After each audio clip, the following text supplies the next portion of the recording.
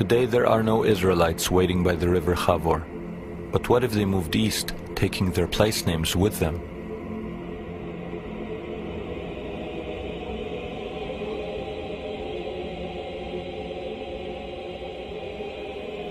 One of the passes between Afghanistan and Pakistan is known to the world as the Khyber Pass.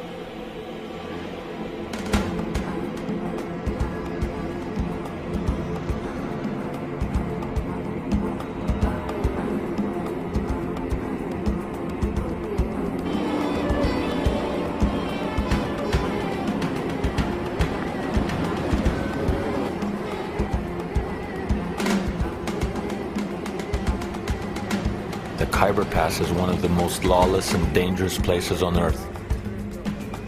It is the heart of Pakistan's northwest frontier, the Wild West of the East. The first thing one notices is that the Pakistani government has no real authority here. The only way to obtain safe passage is to travel with an armed escort from the ruling people in the area, the pathans. They have guarded the Khyber Pass for more than 2,000 years, driving away Genghis Khan, the British Army, and most recently, the Soviets. In Hebrew, it's known as the Chavor Pass, the same name as in the Bible. And next to the Khyber Pass, there's a city called Peshawar in Pakistan. Peshawar means the same thing, the Chavor Pass. So we thought, could the Khyber be Chavor in the Bible? If it is, there should be here a river called Gozan. And right there, flowing into the Kabul River, is the river Ghazni.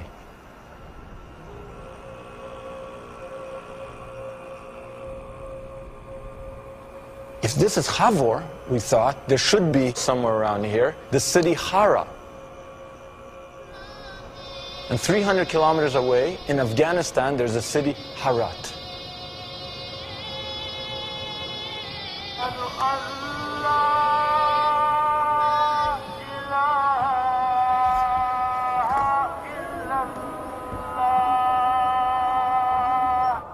The whole world knows this area as a hotbed of Islamic fundamentalism. There are 15 million pathans and not a single Jew among them. But we set out to investigate whether under the Islamic surface lies an Israelite past.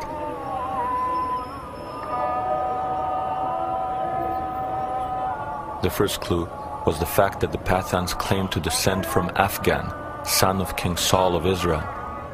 From their perspective, Afghanistan is an Israelite name.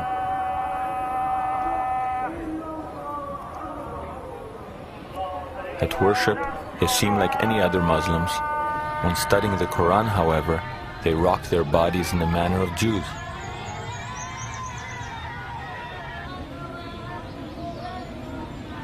To this day, it is an ancient code called Pashtun rather than Islamic law, which commands their ultimate loyalty. It is said about Pashtun, Pashtun is really is a fifth religion itself. Is not. We have got our own code of conduct, and not that whatever the Quran says, Pashtun all believe in that. We don't do much of the things which are not conveyed by Quran really.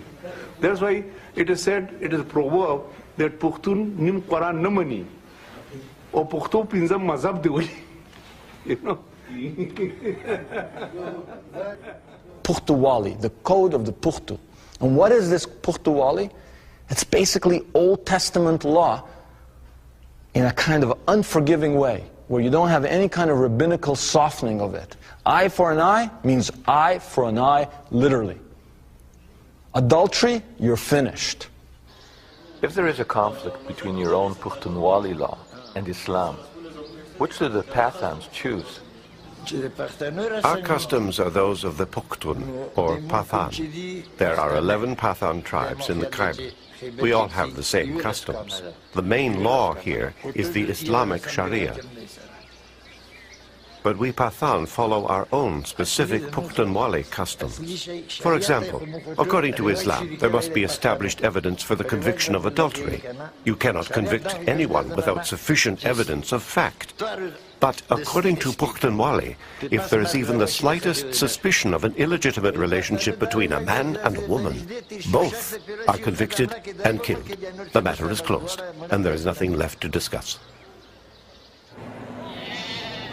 As in the Bible, the pathans still engage in animal sacrifices for religious purposes. I am of the Musahel, the people of Moses. We make sacrifices of sheep. For example, at a wedding festival, our elders would sacrifice 4 sheep. Today, when times are good, a man can sacrifice 10 sheep. We make these sacrifices to please God and the people too. Also, some people used to light oil lamps on Friday nights to ask for forgiveness and blessings from God. Such are our traditions. We are in a country that is supposedly dominated by Muslims, but not Muslims, just any Muslims, Muslim fundamentalism. And yet we come face to face with people that say we are Musahel. We are from the people of Moses.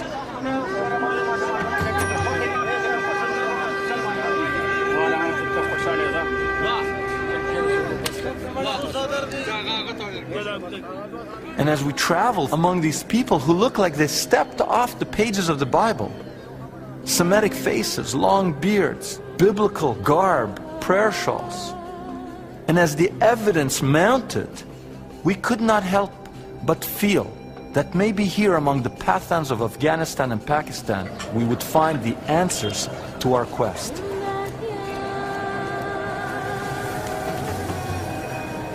We were astounded to learn that the pathans adhere to biblical laws that were thought to have disappeared thousands of years ago.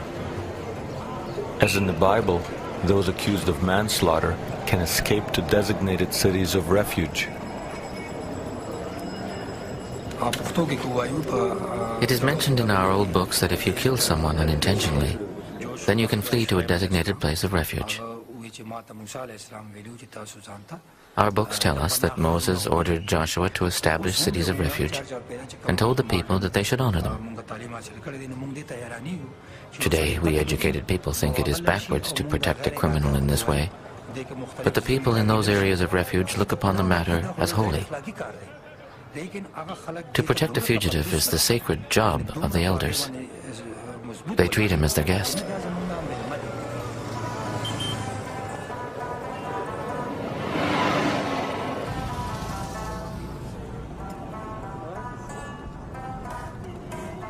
It seems the pathans are trapped in time, tenaciously adhering to their ancient ways. They've literally created a wall between themselves and the outside world. They live in these extended family compounds, their women hidden inside.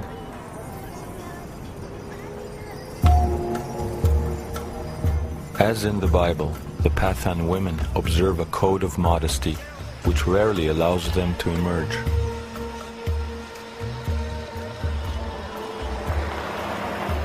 I asked the Pathan, how could you have love songs when you keep your women hidden? It's what, a man singing a song to someone in the kitchen from the other room, the dining room? He said no, he laughed and he said, all our love songs take place at wells. The only legitimate place for a woman in modesty to be seen is at the well. And immediately it struck me that every one of the biblical romances happens at a well. Moses meets Zipporah at a well. Right? Jacob meets Rachel and Leah at the well. Rebecca for Isaac is met at the well. It's always at the well.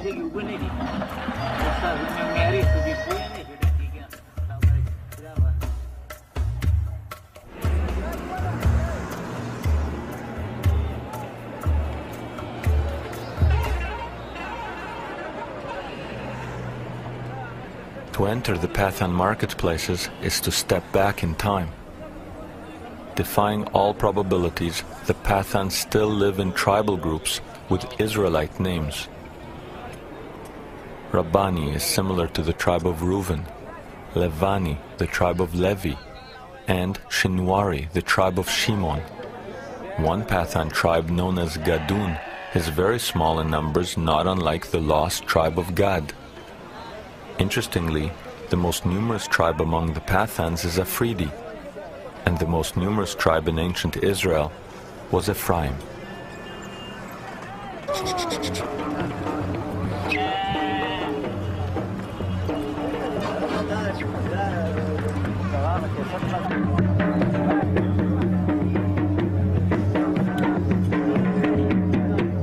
There is even a sub-tribe called Waziri, known for wearing its hair long.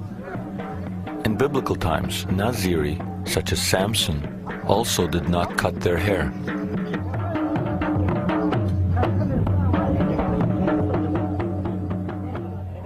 So you have Reuben, Gad,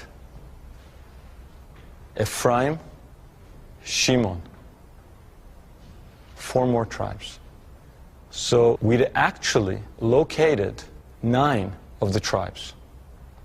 Or let me put it differently. We think we located 9 of the tribes. If we haven't located 9 of the tribes, then it's a very strange coincidence going on, that you have all these people with biblical names, with biblical practices, with an Israelite memory, exactly where they should be according to the biblical map.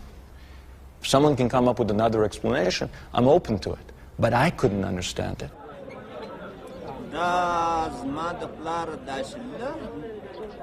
When I was young and had no beard, my grandfather's uncle died at the age of 115. We called him Baba, or grandfather. He used to say that we are the children of Israel. I was young, and at that age people forget things. They don't care much about history or talk of this kind. But now I would like to know, what are our origins? Where do we come from?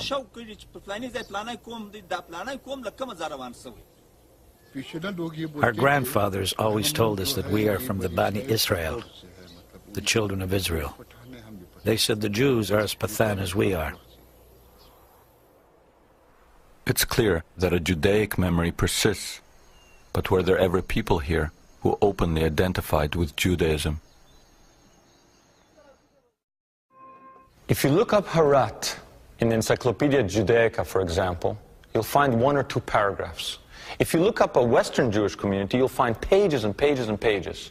And when you look up Harat, it says the Jewish community may have been in Harat for somewhere between 1,000 and 2,000 years. They're talking about a community that lived somewhere for at least 1,000 years, and there's a paragraph or 2 on them.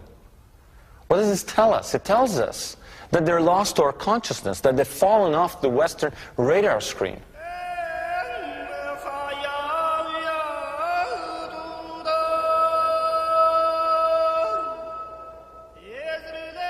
In Harat, we find this cemetery covered with Stars of David and Hebrew script. For at least 1,000 years, it served one of the oldest continuous Jewish communities in the world. The Jews of Harat are no more. The last of them left in the late 1980s following the Soviet invasion.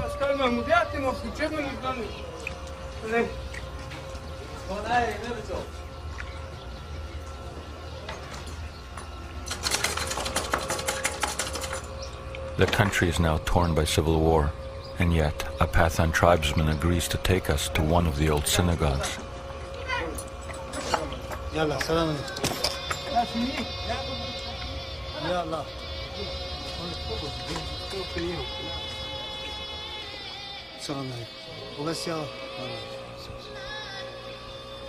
For hundreds of years, people entered this house of prayer through the grand doorways leading into its beautiful sanctuary. Today we enter through an artillery hole blasted by Soviet shells.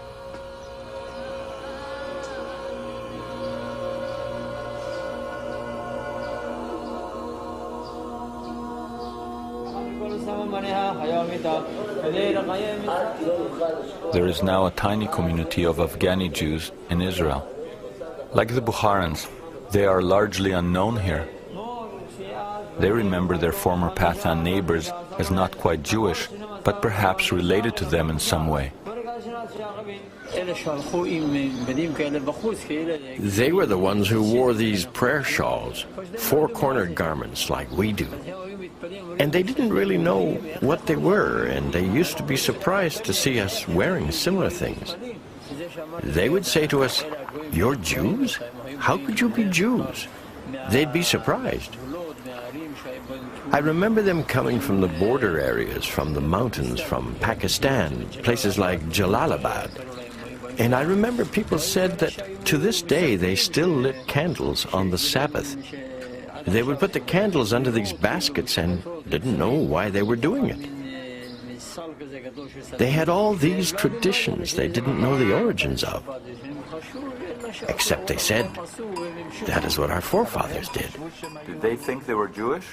They thought they were more Jewish than us.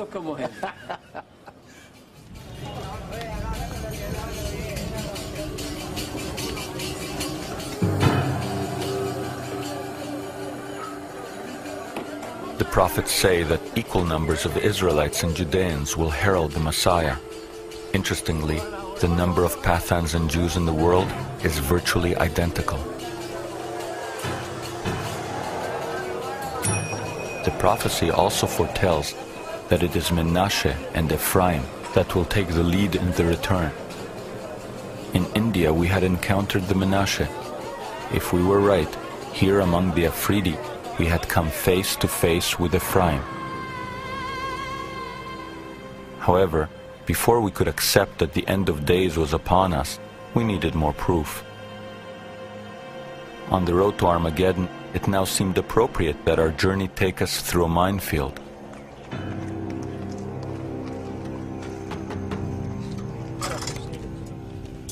We needed harder evidence that the Pathans were of the lost tribes, so we went to the Afghani city of Kandahar, where in the 1950s a stone covered in ancient script was discovered. During the Soviet invasion, this stone was buried under rubble and surrounded by mines. Here, red dots mark undetonated mines, which we skirted to get to the site.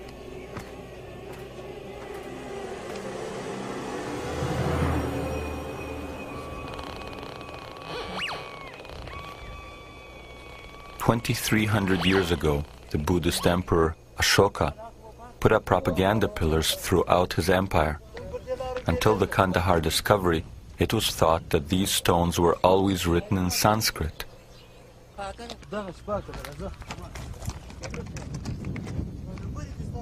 But the stone buried here is written in Aramaic. In other words, the people then living here spoke in the everyday language of the Israelite tribes.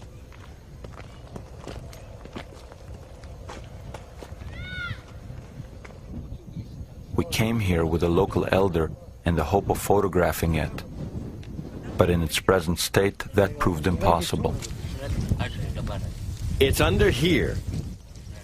The stone is very big and there is ancient writing all over it. Same hard surface as this one, but no one can get to it now. This is definitely the place.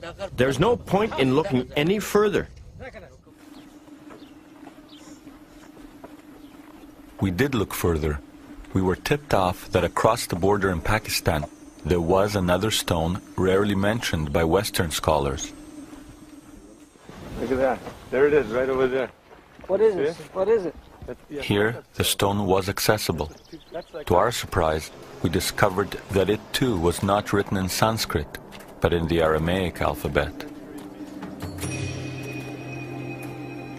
I see all the letters, the Aleph, the Ain, and I'm standing in front of this 2,300-year-old postcard from the lost tribes.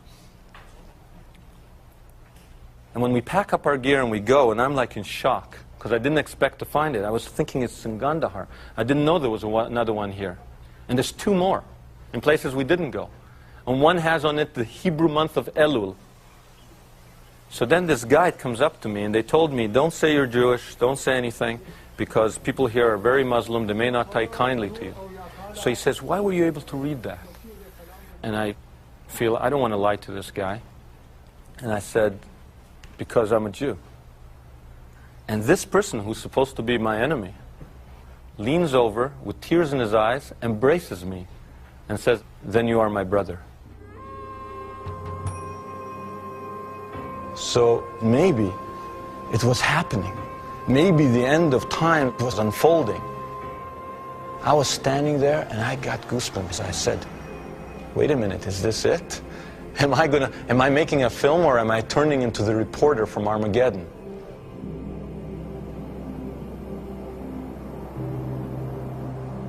But then something struck me. We never found people who claimed to be Cohens, priests. And that's a big problem, because if we're really analyzing prophecy, return of the tribes leads to Messianic times leads to the rebuilding of the temple of God in Jerusalem, and that leads to the renewed rituals that take place there, and that requires a ritually pure caste of priests.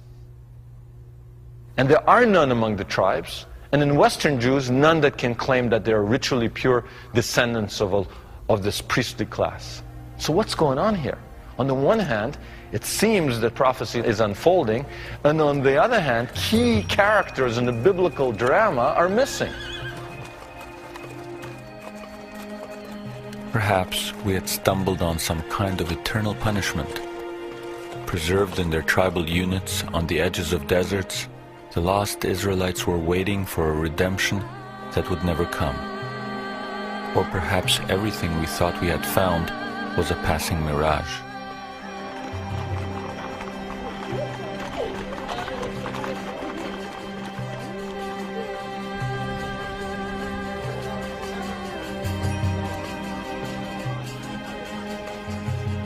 There was one lead we hadn't followed, one tribe whose descendants we had not encountered, the tribe of Asher. Since the Cohen priests were not living among the other tribes, perhaps if we located Asher, we would find the key to the Cohen enigma. Is it possible that there's a little enclave somewhere of pure Cohens, kept there until the blast of the great horn? The tribes have come home. That heavenly trumpets will call them out and say, do your priestly duty.